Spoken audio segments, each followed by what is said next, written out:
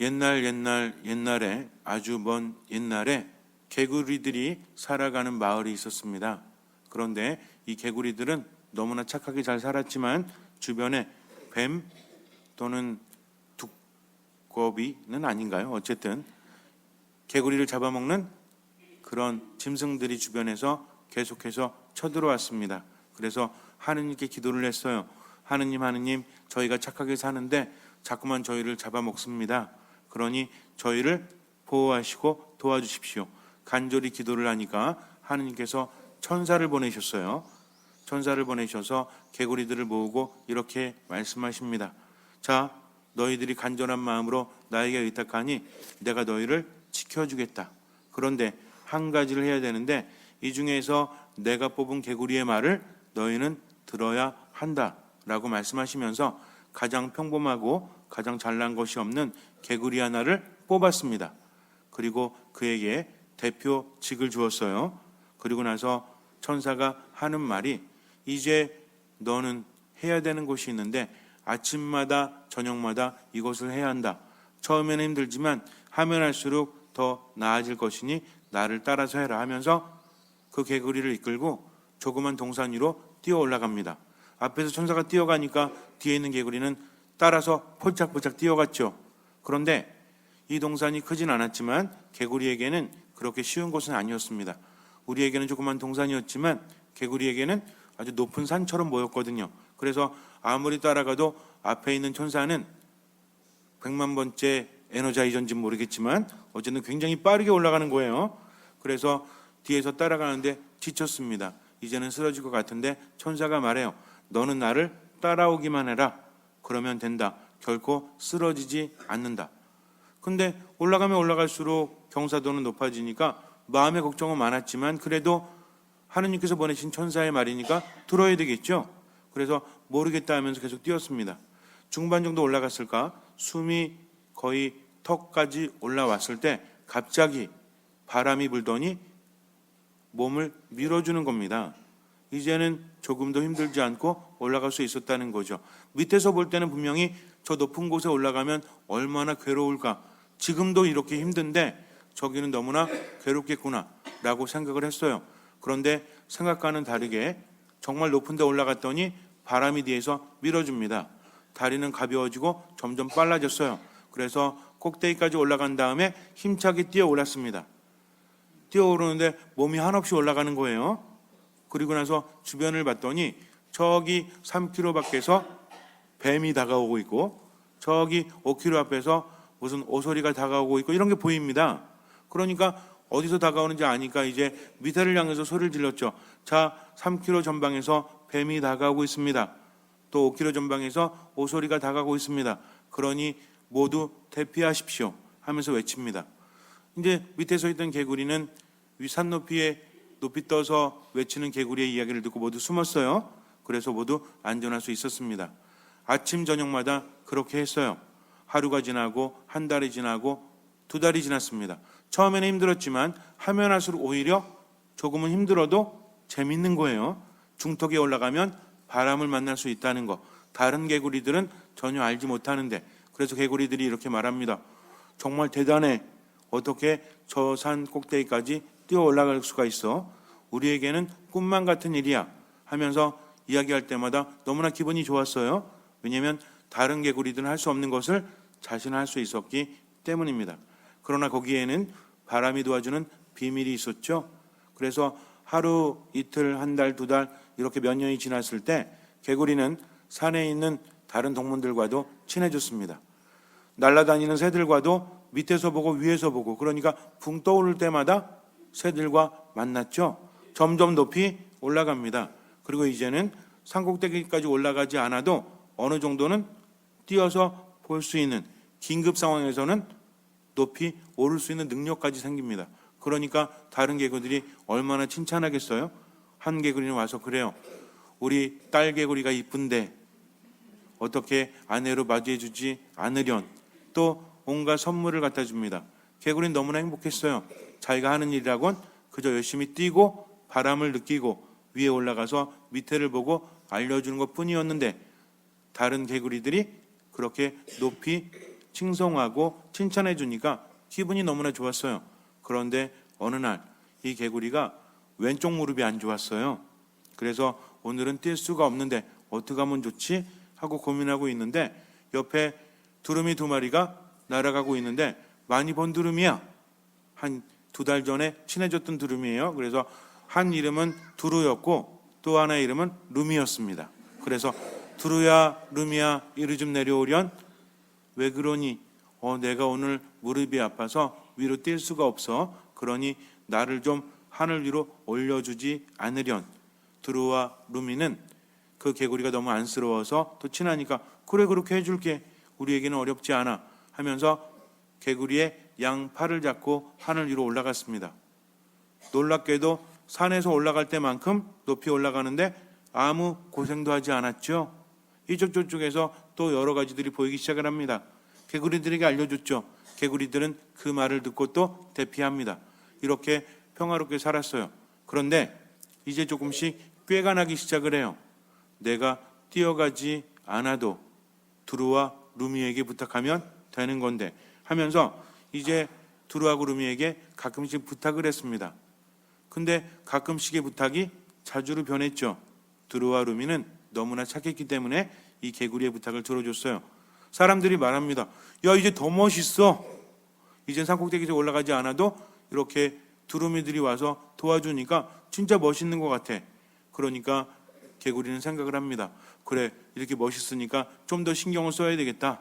옷도 좀 바꿔볼까 하면서 백화점에 가서 좋은 옷을 샀어요. 근데 아무리 입어봐도 폼이 안 나는 거야. 그래서 가슴에 S자를 붙였습니다. 어디선가 본 듯한, 그리고 스판으로 된. 그런데 자꾸만 사람들이 얘기하는 거예요. 오늘 옷은 어떤데 어땠으면 좋겠어. 그러면서 조금씩 장신구가 늘어가기 시작을 합니다. 자꾸만 주렁주렁 매다르니까 멋은 있는데 문제는 뭐냐면 산 위로 뛰어갈 수가 없었다는 거죠. 하지만 개구리에게는 두루와 루미가 있어요. 두루와 루미가 말합니다. 개구라, 요즘에 좀 더 무거운 것 같아. 아니야, 괜찮아. 나 안 무거우니까 앞으로도 부탁해. 두루하고 루미는 개구리가 너무 안쓰럽고 가끔 개구리가 주는 맛있는 걸 얻어먹고 그리고 기꺼이 그렇게 하늘 위로 올려줬어요. 그런데 자꾸만 무거워지는 겁니다. 왜냐하면 너무 외모에 신경을 쓰니까. 어제는 뭘 달고 오늘은 뭘 달고 하면서 점점 장신구가 많아지니까 두루와 루미는 힘들 수밖에 없죠. 하지만 아무리 말해도 개구리는 알아듣질 않아요. 점점 더 많아집니다. 어느 날 말해요. 우리가 못 버틸 수도 있어. 아니야, 괜찮아. 더 높이 올라가. 사람들이 나를 보려면 더 높이 가야 돼. 이제는 뱀이 쳐들어오는지 이런 건 관심도 없어요. 그냥 높이 올라가서 자태를 뽐낼 뿐입니다. 어느 날 높이 올라가는데 더 올라가라는 거예요. 힘들어 죽겠는데 더 올라가라고 합니다. 좀 더 높이. 하지만 두루와 루미는 더 이상 올라갈 수가 없어요. 너무나 지쳤기 때문에 버티지 못하고 잡은 발을 놓아 버렸습니다. 어떻게 됐을까요? 짜부가 됐죠. 죽어 버렸습니다. 왜냐하면 몸에 주렁주렁 달린 장신구들이 너무나 무겁기 때문입니다. 인간이 인생을 살아가면서 그런 말을 하죠. 비우십시오. 비워야 합니다. 그래야만 살 수 있습니다라고 말해요. 몸도 아플 때는 어때요? 자꾸 먹어요, 안 먹어요? 안 먹죠? 왜 안 먹는지 아세요?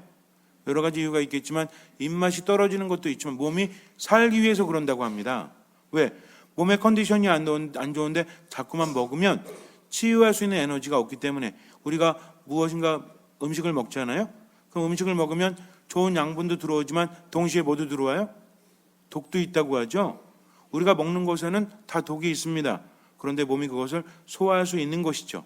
그런데 몸의 생기가 떨어지고 점점 힘들어지면 먹는 것을 소화시키는 것조차 힘들기 때문에 몸은 그것을 거부한다고 합니다. 그러니까 몸이 살기 위해서는 다 내보낸다는 거죠. 사람이 죽을 때 어떻게 돼요? 몸에 있는 게 다 쭉 빠져나가죠. 왜 그래요? 살기 위해서 그러는 거예요. 그래서 비워야만 산다는 것은 몸도 생득적으로 알고 있다는 겁니다. 우리 마음도 마찬가지예요. 실제로 왜 힘듭니까? 세상을 살아가면서 어떻게 세상을 보느냐, 어떻게 세상을 듣느냐에 따라서 삶은 달라지죠. 이제는 어린아이의 생각과는 달라져야 돼요. 어린아이였을 때는 주변 환경이나 사람들에게 받는 영향이 컸지만 나이가 들수록 어떻게 됩니까? 주변 환경이나 사람들의 영향도 있지만 어떻게 그것을 받아들이느냐. 그런데 우리는 어떻게 받아들이죠? 긍정적으로, 부정적으로? 이 모든 것들은 내 안에 인생의 경험을 통해서 받아들이게 된다는 거죠. 그냥 되는 게 아니에요. 삶의 모든 것들이 하나의 무엇이라 했죠? 신호라고 했습니다. 나는 왜 짜증나지? 나는 왜 힘들지? 나는 왜 우울하지? 이런 것들이 그냥 그런 것이 아니라, 그래서 이것을 누를 필요가 없어요. 짜증내지 말아야 되겠다. 우울해하지 말아야 되겠다. 또 화내지 말아야 되겠다. 이것은 해결되지 않습니다. 그렇다고 해서 짜증내라는 것이 아니라 어떻게 보면 돼요? 이 신호는 무엇일까? 지금 내 안에 무엇이 결핍되어 있길래, 지금 내 안에 무엇이 문제이기 때문에 이럴까라고 바라보기 시작을 하면 그때부터 뭐가 바뀌어요? 생각이 바뀝니다. 또 뭐가 바뀌어요? 느낌이 바뀌어요. 근데 문제는 뭐냐면 내가 할 수 있는 게 있고 할 수 없는 게 있어요. 이게 어떤 신호지? 라고 생각을 하다가 한계에 부딪힐 때가 있죠. 아무리 생각해도 이해가 안 돼. 아무리 받아들이려고 해도 안 돼요. 그럴 때는 어떻게 합니까? 우리에게는 불가능하지만 하느님께는 모든 것이 가능하다는 것을 믿고 그분을 따라가는 겁니다. 이게 신앙이에요.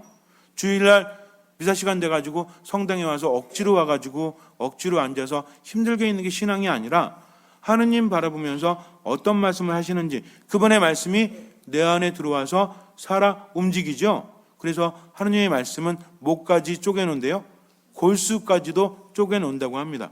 하느님의 말씀은 죽은 말씀이 아니라 우리 안에서 우리의 의지하고 상관이 있지만 의지를 초월해서, 그러니까 의지를 뛰어넘는다는 얘기예요. 뛰어넘어서 활동을 하십니다. 그러니까 우리는 받아들이기만 하면 되고 나머지는 채워간다는 거죠.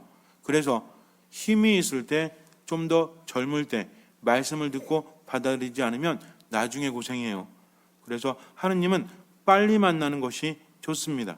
자꾸만 말씀을 듣고 세상을 바라보면 하느님의 지혜는 신앙적인 지혜뿐만 아니라 세상을 살아가는 지혜도 우리에게 준다는 거죠. 그래서 하느님의 나라를 추구하는 사람은 세속적인 것도 받을 수 있다 없다? 받을 수 있어요. 왜? 이미 올바른 것을 추구했기 때문에 나머지도 복이 되니까 주시는 거죠. 그런데 하느님의 나라를 추구하지 않고 깨닫지 못하면 세속적인 것도 받을 수 없어요. 왜 그렇습니까? 그것이 독이 되기 때문에 그래요. 어쨌든 인간은 비워야만 사는데 문제는 뭐냐면 비우는 걸로 끝나는 것이 아니라 비움으로써 무엇으로 채워야 돼요? 생기로 채워가야 합니다. 하느님으로 채워가야 한다는 거죠. 한번 생각해 보세요. 살아가면서 자신감이 막 떨어져. 괜히 막 짜증나. 힘들어. 왜 그럴까요? 갱년기이기 때문에? 그럴 수도 있겠죠. 그러나 세상을 어떻게 바라보느냐에 따라서 다르다고 했습니다. 넋놓고 있다가는 삶이라는 것은 우리를 우울하게 만들어요. 우리를 화나게 만듭니다. 왜 그래요? 우울의 원인이 뭐라고 했죠? 상실이라고 했죠. 분노의 원인이 뭐라고 했죠? 좌절이라고 했습니다. 인간의 인생이라는 것은 나이가 들수록 상실될 수밖에 없어요. 그렇지 않습니까? 점점 몸에 힘이 빠지고 아름답던 외모도 점점 쭈글쭈글탱이가 되고 이렇잖아요. 어쩔 수 없잖아요. 이거 막을 수 있어요? 아무도 막을 수 없어요. 그러니까 인생은 자체로 보다 상실이다. 또 어떻습니까? 점점 좌절되죠. 왜? 어릴 때 젊을 때 뭐가 많아? 꿈이 많지. 또 뭐가 많아? 희망이 많죠. 근데 나이가 들면서 이 꿈들이 다 어떻게 돼요? 무너지잖아요. 좌절되잖아요. 그러니까 어때요? 좌절은 분노의 원인이 되죠. 그러니까 조금도 참지 못하고 성질내고 짜증내고 우울해하고 힘들어하고 그러다가 급기야는 목숨을 끊어버리기도 하고, 이 모든 것들이 무엇 때문입니까? 결국 자꾸만 상실되고 자꾸만 좌절되기 때문이라는 거죠. 그래서 인생은 힘들어. 하지만 아무도 우리에게 관심이 없어요. 이게 우리를 더 힘들게 합니다. 좌절되고 상실됐는데 아무것도 채워지지 않으니까. 그렇지 않습니까? 여러분들 나이가 들수록 외롭지 않으세요? 외로워. 정말 외로워. 왜 외로워요? 함께 있는 사람이 없어서? 아니죠. 나를 알아주지 못하니까. 긴장해야 되잖아. 어릴 때는 부모 밑에서 그나마 긴장을 덜 했죠? 아닐 수도 있겠지만 보편적으로 그렇잖아요. 근데 나이가 들고 어른이 되면서 결혼하고 사랑하고 그러면 부모하고 똑같아? 아니잖아요. 점점 내가 제대로 하지 않으면 나도 받을 수 없다라는 것이 우리를 힘들게 하죠. 하지만 세상 그 누구도 우리에게 거저주지 않아요. 그러니까 외로워지고 힘들어지는 겁니다.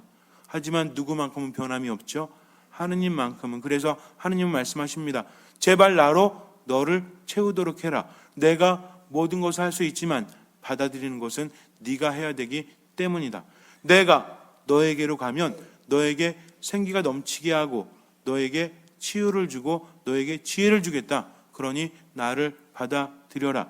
세상을 살아가면서 흐르는 시간 속에서 모든 것들은 사라진다는 것은 아무런 의미가 없다는 것이 아니라 나 아니고서는 아무것도 영원할 수 없다는 것이다. 이게 중요하다는 거죠. 천주교 신자들이 이렇게 말합니다. 삶은 비워야 되는 거야. 그리고 끝이래. 이건 천주교 신앙인의 자세가 아니에요. 우리가 비우는 것은 뭐하기 위함입니까? 채우기 위함이죠. 무엇으로? 하느님으로 채우기 위해서 비운다는 거죠. 그러니까 눈에 보이는 것들은 비워질수록 뭘로 채우면 돼? 말씀으로 채우고 기도로 채우고 하느님으로 채워가는 거죠. 그러면 삶이 달라질 수밖에 없습니다. 이제 인생을 다른 눈으로 보세요. 내가 집착해봤자 얻을 수 있는 것들은 아무것도 없다. 모든 것들은 무엇 때문에 힘들어진다? 나 때문에 힘들어진다는 거죠. 예수님 말씀하십니다. 어떤 자리에 가든지 높아지려고 하지 말고 낮아지려고 해라. 우리는요 자꾸 낮아지려고 그래요. 낮아지는 것은 무엇입니까? 나를 비우는 거죠. 그냥 비우는 것이 아니라 하느님으로 나를 채워가기 위한 비움이라는 거죠. 목적이 하나예요. 우리들에게 있어서 매일매일 삶의 목적은 무엇입니까? 하느님께 가까이 가는 것, 그분으로 나를 채우는 것, 그러기 위해서 비우는 것. 그러니까 살아가면서 흔들리지 않죠. 삶이 왜 불안해? 목적지가 없잖아. 그래서 예전에도 말씀을 드렸지만 김연아 선수나 이런 선수들도 피겨스케이팅 같은 게 막 돌죠. 이렇게 어지러울까요? 안 어지러울까요? 말도 안 나와. 어지러울까요? 안 어지러울까요? 근데 어떻게 버티는지 알아요? 별로 안 어지럽대요. 왜? 한 곳만 보기 때문입니다. 근데 우리가 돌면서 어딜 봐? 도는 대로 보는 거죠? 그럼 어지러워요? 안 어지러워요? 오늘 집에 가서 해보세요. 빈혈 있는 분 빼고. 자, 점 하나 찍어놓고 돌아봅니다. 근데 어딜 봅니까? 그 점만 보는 거예요. 무슨 얘기인지 아시겠습니까? 돌 때마다 보면 안 돼. 의식은 어디 있어야 돼? 내가 이렇게 가더라도 한 곳에 있으면 돼요. 그러면 돌 수 있다는 거죠. 삶의 중심이 잡힙니다. 아무리 흔들려도 넘어지지 않는다는 거죠.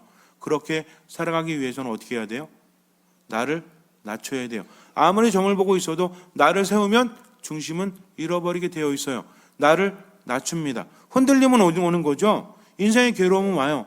그러나 그 흔들림에 쓰러지지 않는 겁니다. 착각하지 마세요.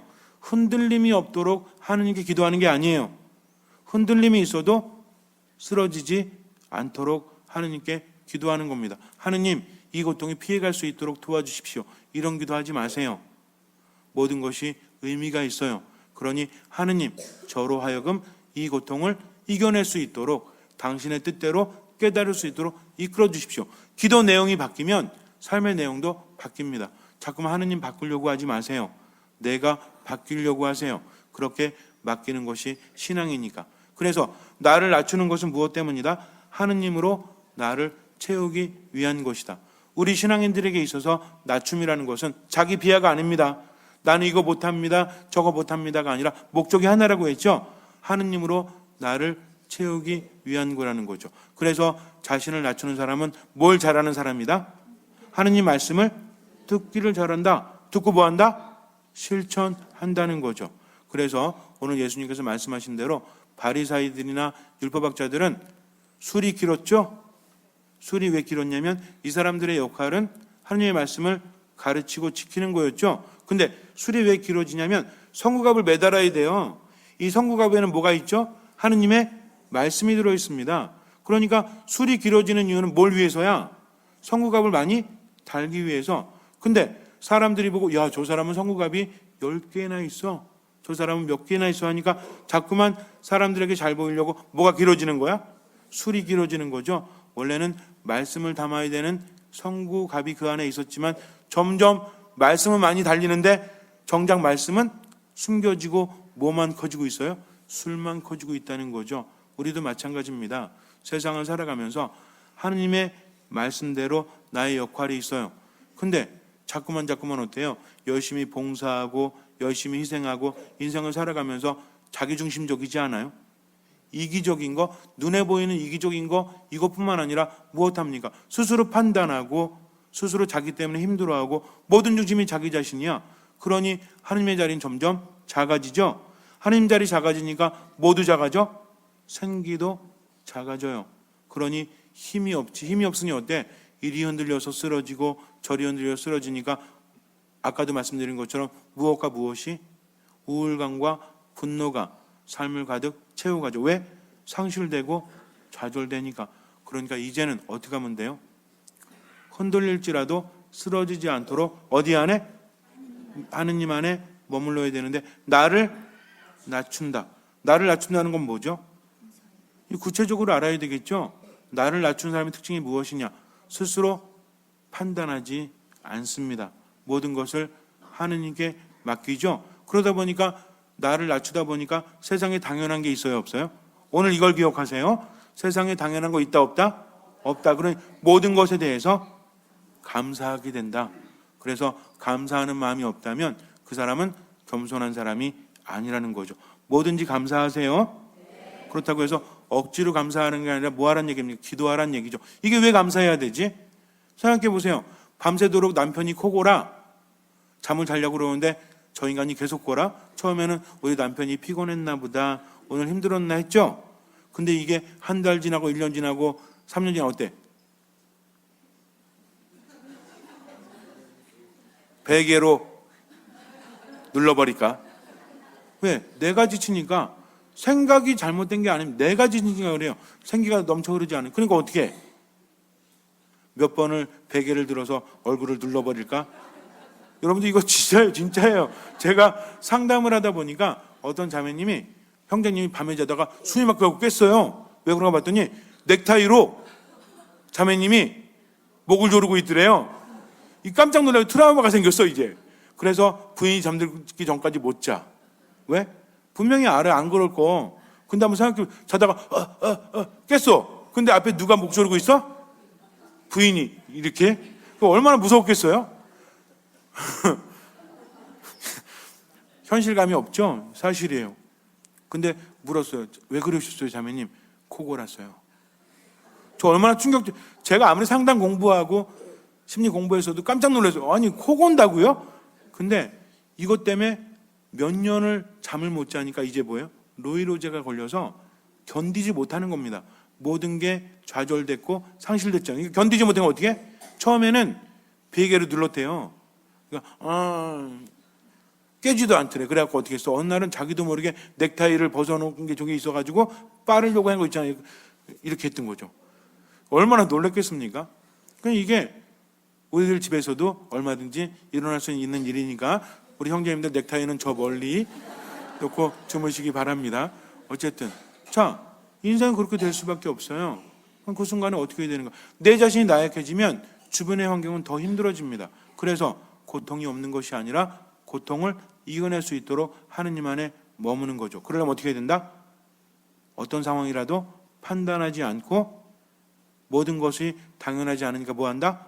감사하는 마음으로 하느님께 모든 것을 맡기고 살아간다. 마지막으로 정리하겠습니다. 그래서 진짜 겸손한 사람은 뭐하지 않는다?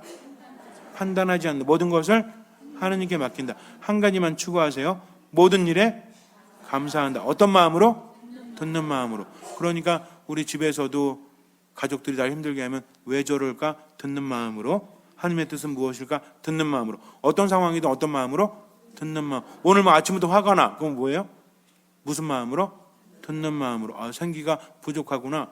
출근하시다가 성당에 잠깐 들려서 성취주배라도 하고 가세요. 이렇게 삶이 듣는 마음으로 바뀌다 보면 겸손해집니다.